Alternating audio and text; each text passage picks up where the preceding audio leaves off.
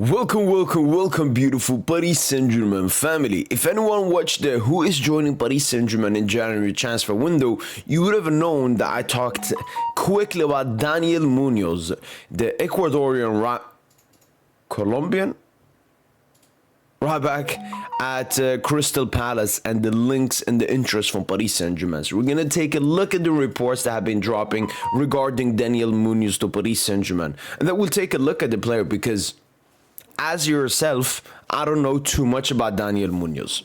Let's get into the report. Luis Campos and his assistants have made the Colombian international Daniel Munoz a priority as a backup for Achraf Hakimi. As a backup. So basically, this is not an emergency thing. This is not Paris Saint Germain stressing because Achraf Hakimi got his injury and so on. The 29-year-old defender, described as reliable, versatile, and very consistent in the Premier League, is also being courted by Chelsea, Manchester City, and FC Barcelona. And I think this is a really important thing regarding Daniel Munoz's file. He's 29 years of age, because one problem we always talk about at Paris Saint Germain is when you have Achraf Hakimi, nobody wants to be the backup to him. If you are...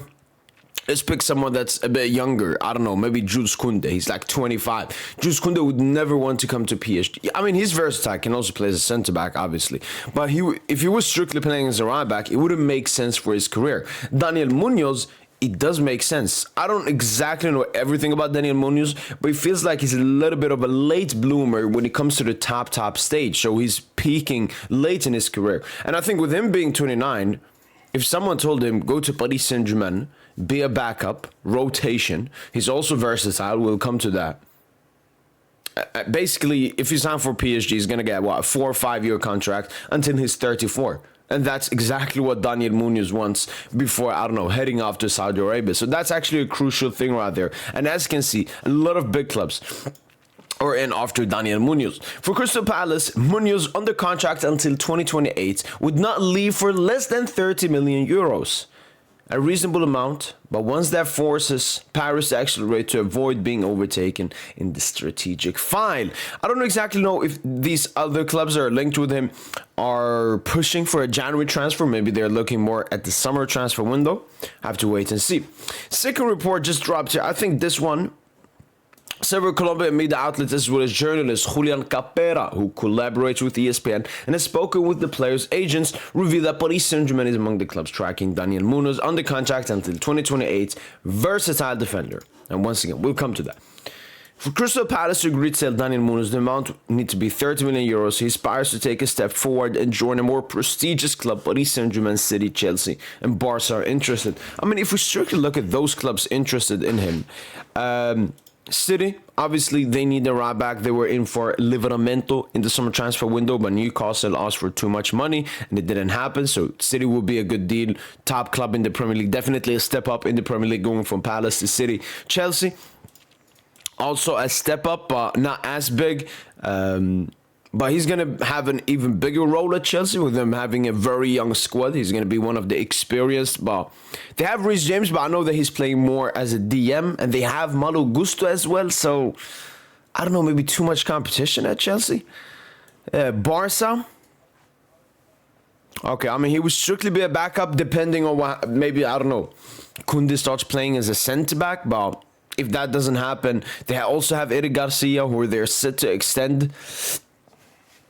So honestly, because we always talk from the Paris Saint Germain perspective, if you want to be a backup to Hakimi, you're not going to get that much playing time. But looking at all of these, if I was Munoz, for me, it's very clear. It's either Paris Saint Germain or City. Chelsea and Barca, too many players there. Barca, I would put it in second. Chelsea, just no. I wouldn't go to Chelsea if I was Daniel Munoz. Then I saw this actually. So Daniel Munoz in a press conference probably with the national team. It would be a dream to play for one of these clubs, whether it's Barca, PSG, Madrid, or United. So even United, I guess. And Madrid. I think I'm working towards that. My focus is on Crystal Palace, Uzi, and the winter transfer window gets closer. We'll see when the winter transfer window gets closer. So he's already preparing in his head for a winter transfer, not a summer one. All right, that's very interesting. So let's go into his transfer mark right here. So And these are like tips. If you ever hear a football player's name and you want to know more, this is what you got to do. First, contract 2028, which means in January he will have a 2.5 year left on his contract. 25 million market valuation. The report mentioned 30 to 40 million would be enough for Crystal Palace to let him go. He is Colombian. Not Ecuadorian. Right back, 1.81 height, 29 years of age, becomes 30 next year. Has played 11 games in the Premier League so far, 1 goal, 2 assists. And this is the versatile I was talking about before. So, on his main position, obviously his main position is a right back, but he can also play as a right centre back and a left-sided centre back. We'll take a look at more of that. And this is what I mean by the late bloomers. So basically, from 2018 until 2023, it was between 150k in valuation up to 10 million, and then he went from 10 million all the way up to 25 million. So obviously it also has to do with Palace becoming so good, but this is when he joined Palace. Right here he was a Genk, yeah. So he's definitely a late bloomer when it comes to the top stage. We can also see here that Crystal Palace have a 1-year option extending the Colombian. Now I want to know all seasons. I want to know his position, games played there. All right, here we have it. So he's played 187 games as a right back, having scored 23 goals, 22 assists. Good return. He's also played as a right midfielder. I don't know, maybe that could be like a right wing back in the 5 at the back system. He's played 83 games, 11 goals, 17 assists. Then he got centre back. Okay, so he hasn't played that much as a centre back at all. 21 games, 1 goal, 4 assists. Defensive midfielder as well, and then 3 games in the midfield. It would be better if we strictly look from Crystal Palace. I mean, that's where he's recently been playing. So Crystal Palace, 77 games as a right midfield. Okay. So Palace, I guess, play with a 5 at the back then. All right. Next up, we'll take a look at like his average heat map and. Oh wait, how do you compare? Let's do a comparison to Achraf Hakimi. Because I don't know, I don't watch Munoz, so I don't know the profile of him and so on. So I want to see the similarities between him and Hakimi if he's going to be a backup. So height, similar. Okay. I like that a lot. He's very similar. I thought he was more, I don't know, I know I've seen him, get GA, being the offensive third, like in highlights and comps and so on, but I thought it was more defensive. But as you can see, extremely similar heat map to Hakimi. Hakimi has just a bit more inside when it comes to the offensive third. But again, it comes down to the difference between Paris Saint Germain and Palace. Paris Saint Germain just keep way more possession, even though Palace probably keeps good possession, to be fair to them. Heat map, anything else to take a look at? Maybe changing their seasons, going back. Oh, advertisement. Going back to last season. Yeah, basically just the same. I mean, look at this dominance from Hakimi. He's covering so much area.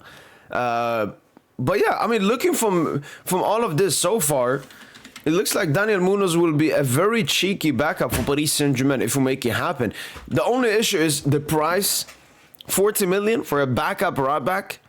When you have David Bolly coming through the ranks, not saying that Bolly is better than Munoz, but let me see.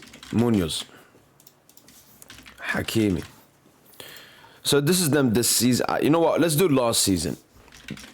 Good sample size, and no Fugazi PSG this season. There we go. So, position 1, okay. Defensive duels, good assist, carrying. And again, Paris Saint Germain keep more of the ball, so Hakimi is going to be more involved in plays, going to create more, do more. Palace defend more. That's why Munoz has way more possession 1 than Achraf Hakimi. But from the grand scheme of all these pictures right here, it looks good. For me, the biggest thing can find a picture of Daniel Munoz. For me, the biggest thing with Daniel Munoz is if he's versatile. Obviously, at Palace, majority of the time, basically his entire time at Palace, he's been playing off the right. It would be nice to see if he can play as a centre back as well, because that's why the reports before came out regarding Eric Garcia. He can play as a right back, he can play as a centre back, which is versatility, something Luis Enrique likes a lot. But yeah, I like the Munoz profile. Whenever I've seen clips here and there from him at Crystal Palace, he's always looked like a very good player. For me, as I said, I just think maybe the price tag's a little bit too much for a backup. But you know what? If Paris Saint Germain have the money, that's a position we want to strengthen. Hakimi's injured. He's going to go away for AFCON. Maybe another injury, relapse. He needs to recover. We don't know. But, we haven't had a backup for Achraf Hakimi ever since Luis Enrique came in. Obviously, we had Mukiele when Luis Enrique came in. Luis Enrique gave him 3 appearances. And that was like, no, I don't want to see you ever on the pitch. And ever since then, we've seen João Neves, we've seen Sinima Yulu, we've seen Warren Zara Emre being implemented as a right back. Even saw Marquinhos in the Le Classique versus Marseille as a right back. I was excited about David Boly. For the people that don't know David Boly, I'll put the link to the video later on at the end of the video. But he's a right wing back coming through the academy. Very similar profile to Nuno Mendes. Physical specimen, quick, powerful. And I thought he would get the opportunities. He can still get the opportunities. And that's the big thing. He was already in the squad versus Lyon. He might be in the squad. He should probably be in the squad versus Le Havre straight after the international break. And who knows? Maybe from that time on until the January transfer window, David Boly impresses Paris Saint Germain, and then we wouldn't go for Daniel Munoz. But if we see that David Boly isn't at that stage, I mean, he's still only 16 years of age, so we're in absolutely no stress, in no hurry when it comes to David Boly and his progression at Paris Saint Germain. So, my opinion to finalize this, I like this transfer. I would take Daniel Munoz. He's a good player. The age, similarities to Hakimi, everything suits. Will it happen? I think it's likely. I think if Paris Saint Germain, it looks like Paris Saint Germain are ready to pay around the 30 to 40 million price. We'll see, maybe we'll try to lower the price down or something. But it looks like from Paris Saint Germain's standpoint, this is a very easy to happen transfer from Paris Saint Germain's side. Yeah, and I'll update you guys with more reports coming in. That's been it from boy PSG, and hopefully you guys have enjoyed this video. And as usual, allez Paris.